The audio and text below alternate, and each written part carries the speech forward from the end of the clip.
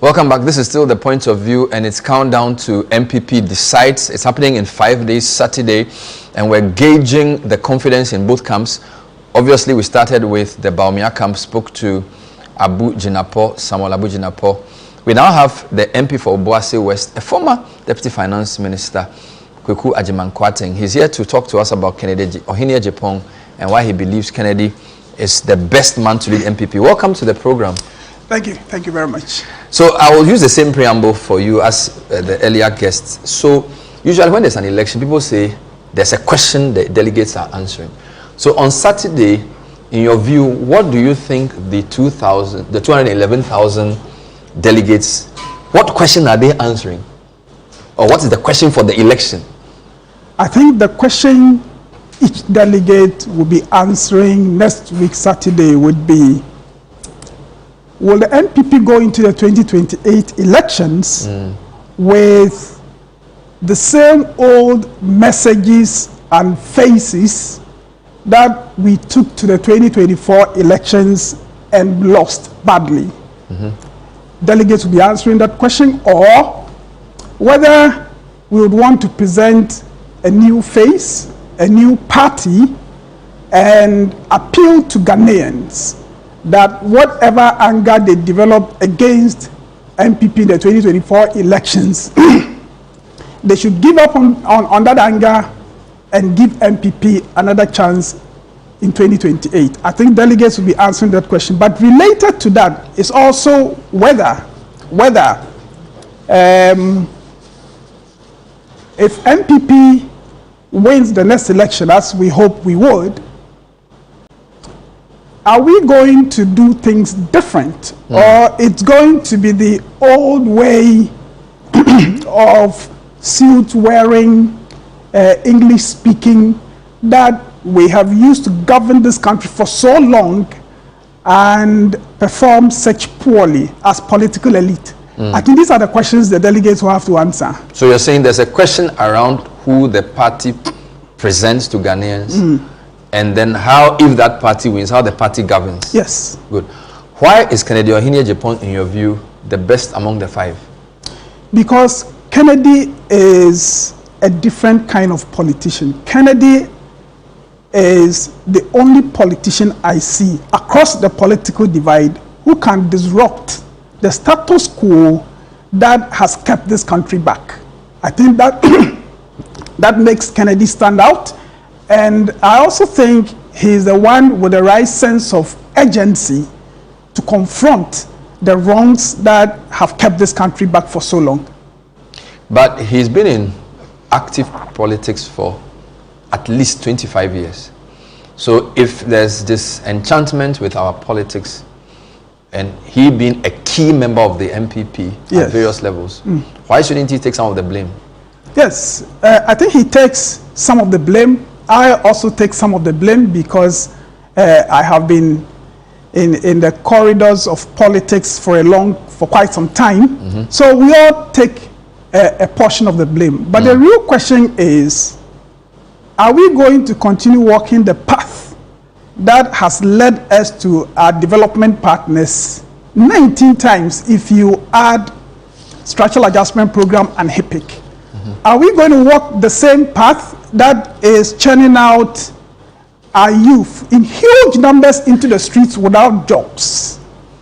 It is the man who recognizes that we have been walking the wrong path, that the political elite has been given the wrong kind of leadership to this country, and therefore is willing to lead change, is the one who deserves support. And it is the reason we are supporting Kennedy. It is not that he is perfect, but it is because he recognizes the wrong path we've been walking and is willing to lead the charge for a different kind of leadership.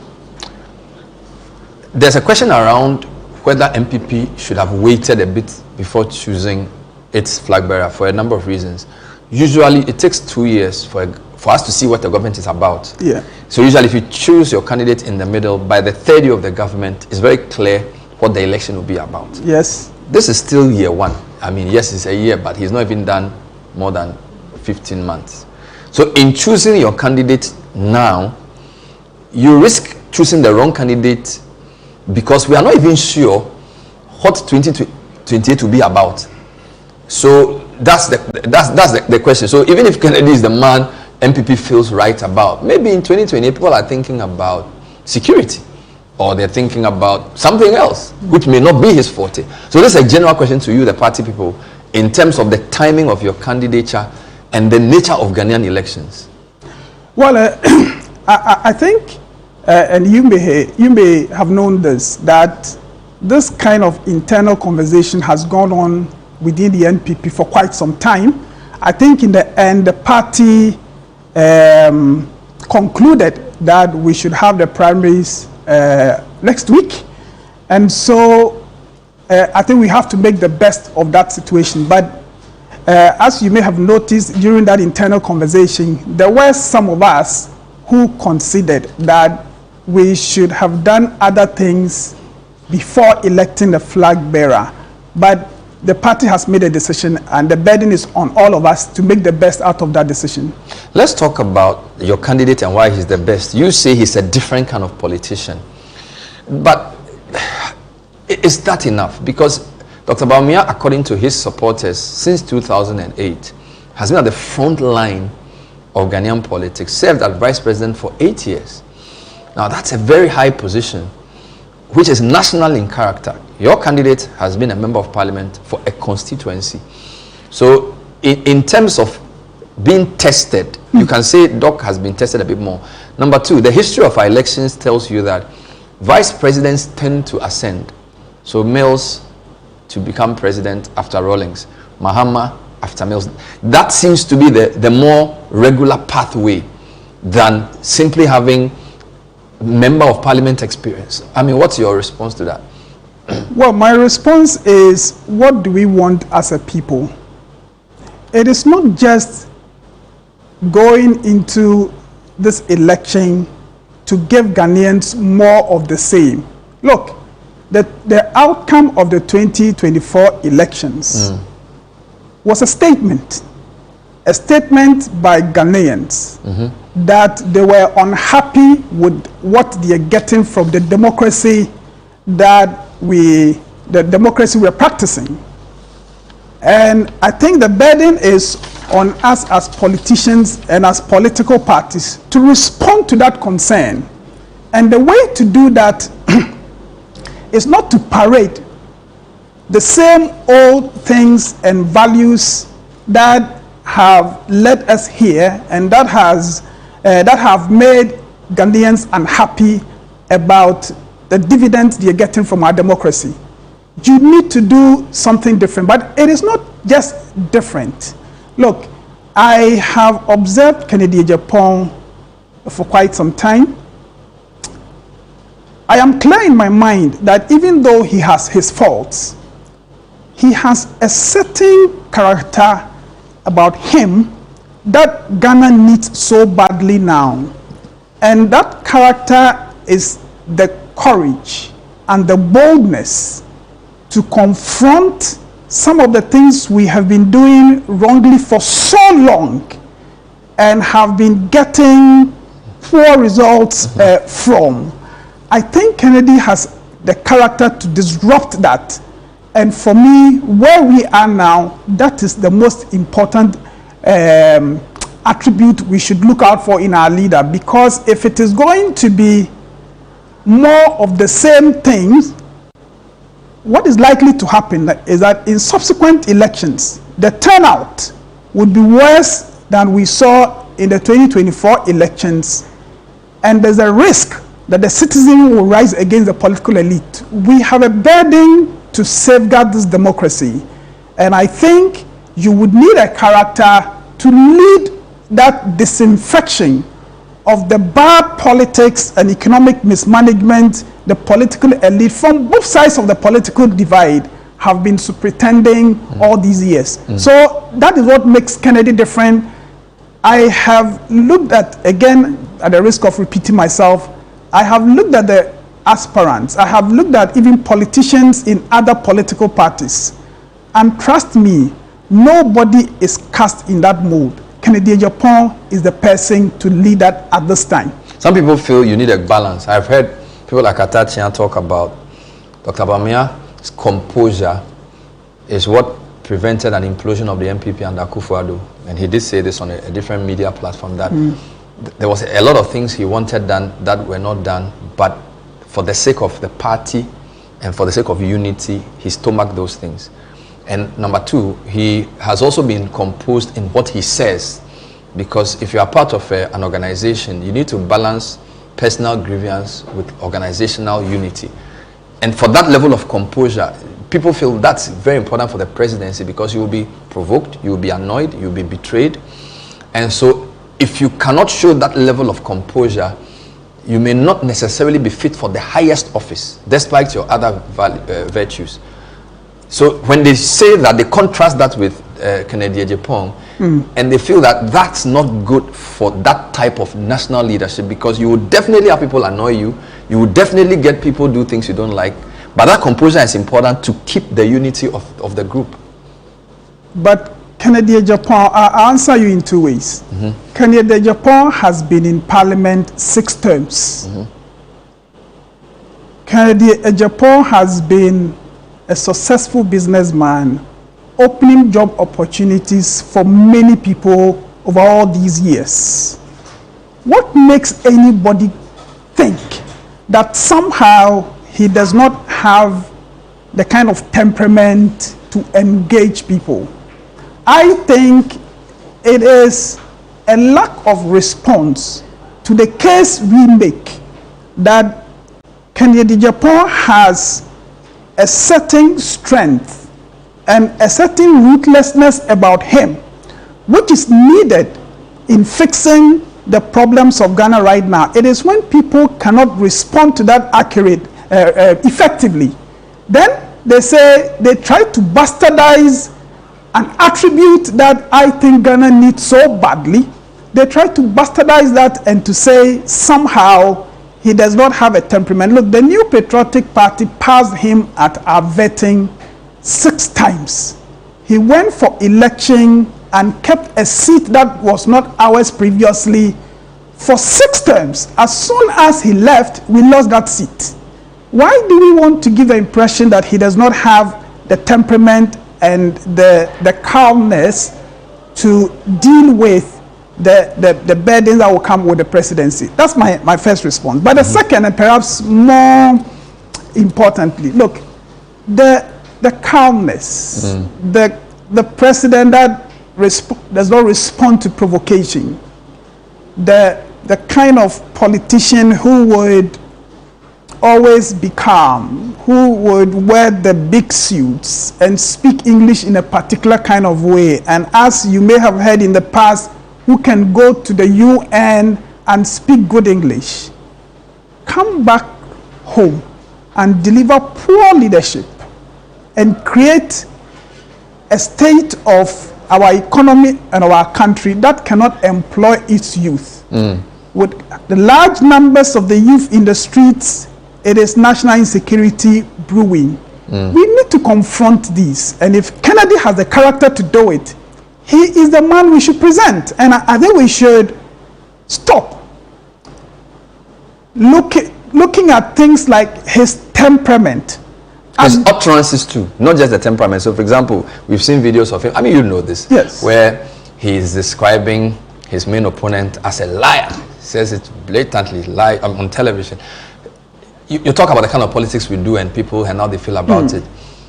I understand what you're saying, that people want results. Yes. But there's also decorum. Because the position is a state position. Yes. And there's a way in which people want their president to behave. So do you not think that that is a minus for him, in the sense of the utterances, they do tend to get caustic sometimes. Quite, I mean, abrasive. I agree that our politics should be void of acidic engagement. Yeah.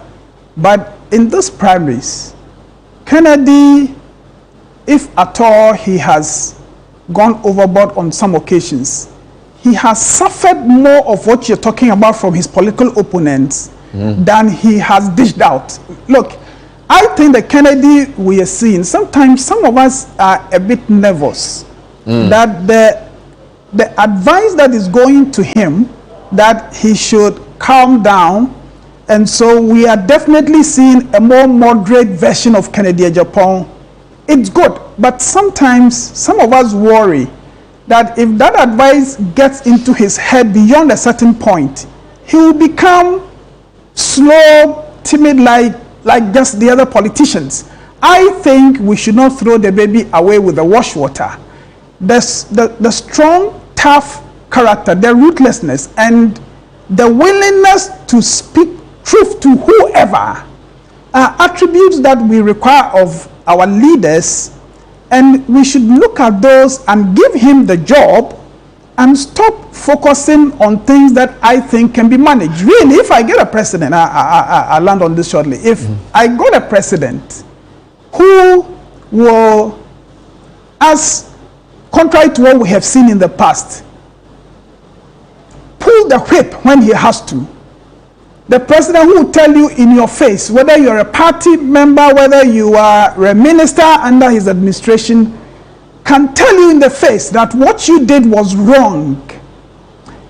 I want the president, that kind of president, so that if a minister was tempted to misbehave, that minister would remember that I am working under a president who is capable of calling me on phone, dishing out some hard language to me, and even sacking me.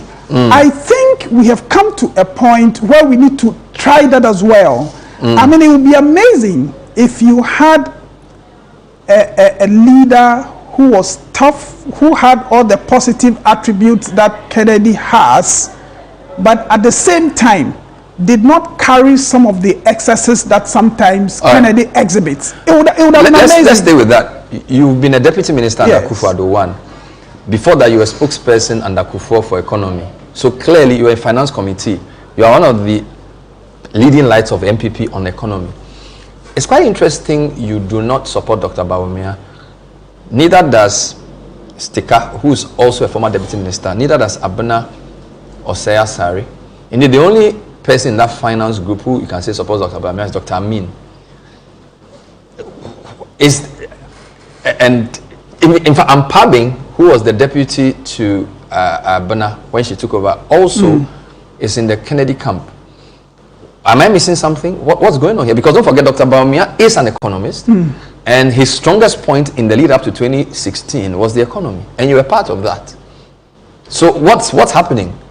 This is what is happening. You see, economic management is political. Look, if people sit outside the Ministry of Finance and they commit government out of step with the general plan, out of budget, and you have deficits which comes back to hurt the macro economy and makes it difficult for the private sector to create jobs, the effect is what we have now as a country. A proud country that, again, has gone to the IMF 17 times. If you add HIPIC structural adjustment program, we have sought development partner assistance 19 times. We are unable, as Botswana, an African country like us, is able to say that we have never needed the IMF, we would never need them. Now, so those of us who have been in the Ministry of Finance and understand that it is the discipline to spend right, it is the discipline to do the reforms that would bring in the revenue. When you begin to understand those things, then you know that managing the economy is not economics matter. It is making the right decisions, the do's and the don'ts. The technical people are there. Once you create the right atmosphere, they will drive the change you want. So all of us in the ministry, who have been in the Ministry of Finance, who have sat at the center of government treasury, realize that the kind of toughness and the kind of person you need to control wastage and to reduce the corruption and the wastefulness is in Kennedy Agyapong. It is that character that would help us to create an environment within which the economy can be properly managed. It is the reason all of us have been yearning for a president who will be able to create this space for us. Some people compare him to Donald Trump. Is he flattered by that, or does he sort of, is it distance? Because the posturing is very similar.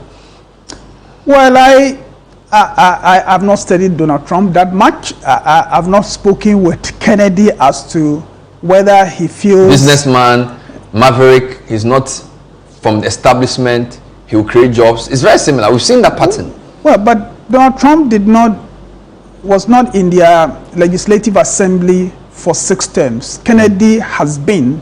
And so I can make the case for Kennedy that his experience in politics, coupled with his experience as a businessman, together with his sense of urgency and the toughness to confront the dark forces of our politics, combined to make him the kind of person we need now. I can't speak Two final points. Yeah. I'm watching the highlights of the Peace Pact. His body language, he didn't look very happy. Am I misreading him? Initially, when even Brian was talking to him, he didn't seem to be interested. Was he unhappy with the arrangement?